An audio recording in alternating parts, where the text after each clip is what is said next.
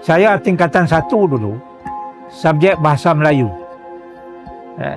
Di sekolah menengah Darul Aman, Al-Ustaz. Kami kena baca buku, novel, Panglima Awang, subjek bahasa Melayu. Wajib baca buku Panglima Awang yang ditulis oleh Cikgu Harun Aminur Rashid.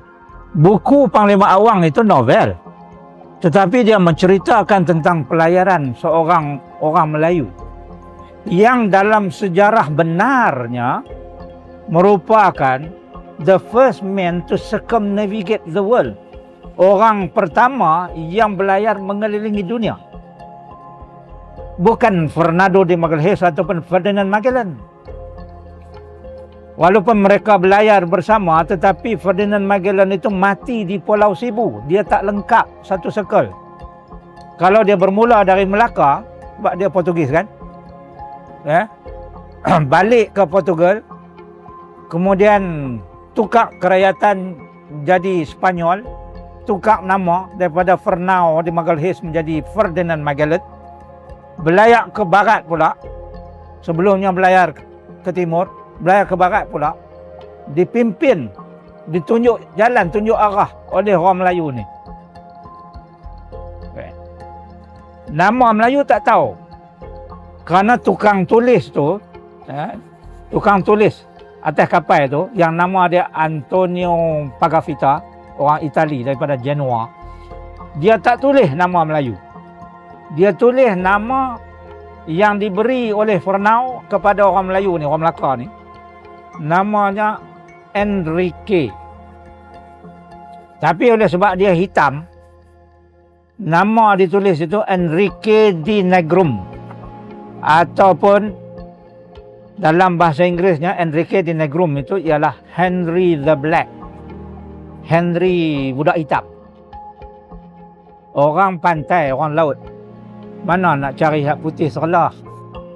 Hitam lah duk main kot laut kan. Jadi budak ni lah, orang muda ni lah, pemuda inilah yang turut sama dalam pelayaran itu ke barat, melintasi lautan Pasifik, akhirnya sampailah ke Pulau Cebu. Sampai ke Pulau Cebu, Cebu di Filipina, di Filipina. Raja Cebu pada masa itu, Humabon, dia minta tolong. Dia kata, tolong, ada pemberontakan ni, tolong lenyapkan pemberontakan, aku benarkan kapal-kapal Spanyol ini berlabuh dan berniaga di Cebu. Fernão de Magalhães, Ferdinand Magellan kata, boleh, dengan syarat masuk Kristian.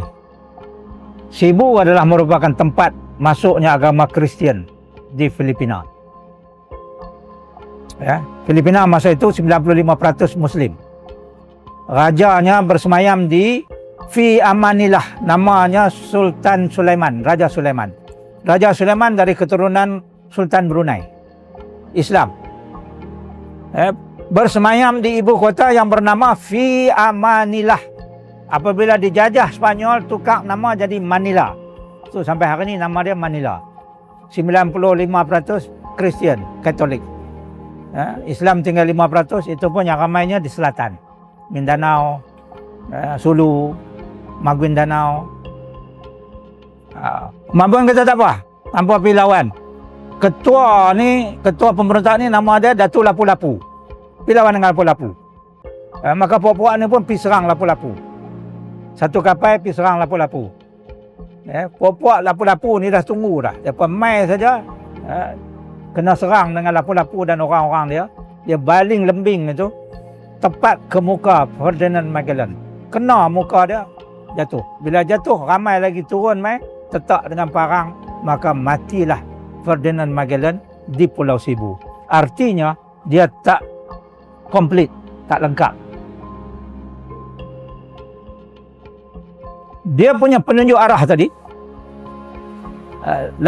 melarikan diri. Dan ada yang mengatakan, yang saya baca lah, ada yang mengatakan dia tumpang kapal Siam kapal daripada Siak yang kebetulan nak balik daripada Sibu tu ke Melaka. Dikatakan 2 atau 3 bulan selepas itu maka dia sampai balik. Puak-puak Pernau tadi tu, ada satu kapal lagi yang bernama Victoria di bawah pimpinan kapten dia yang bernama Sebastian Elcano. Setahun lepas itu barulah dia sampai balik ke Guadalquivir, Wadi Al-Akhbar di Sevilla, Salsabilah di Spanyol itu. Jadi maknanya betul lah kata-kata orang putih juga tulis ni. Dia kata the first man to circumnavigate the world.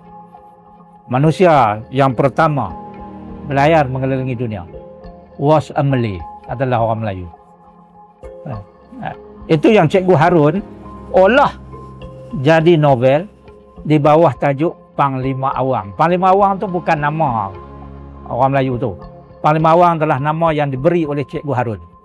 Cikgu Harun ni seorang nasionalis. Dia nak bangkitkan semangat budak-budak, orang muda. Jadi kami baca buku tu dan cikgu suruh bukan baca saja, lepas tu lakonkan pula babak-babak dalam Panglima Awang tu. Oh, masa tu semangat tak sangka kami. Budak-budak lah cikgu suruh baca novel cinta. Mana nak main semangat? Betul tak? Novel romantik. Romantik seorang-seorang.